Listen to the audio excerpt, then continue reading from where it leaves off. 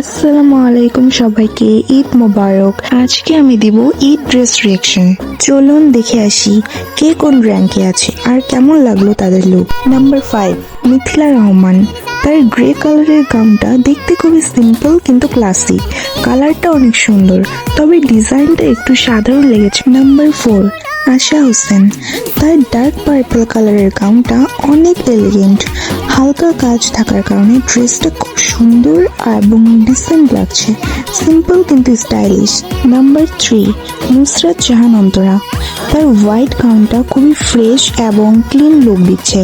হালকা কাজ ড্রেসটাকে আরো সুন্দর করে তুলেছে, পুরোটা মিলিয়ে একদম princess vibe. Number 2, Nusrat Jahan ইতি। হোয়াইট গাউনটা একদম স্ট্যান্ডিং, সিম্পল হলেও খুবই আই ক্যাচিং লুক, ঈদের জন্য একদম পারফেক্ট। নাম্বার 1, ঋতু হোসেন। সত্যি বলতে কি, ওর লুকটা এক কথায় শো স্টপার।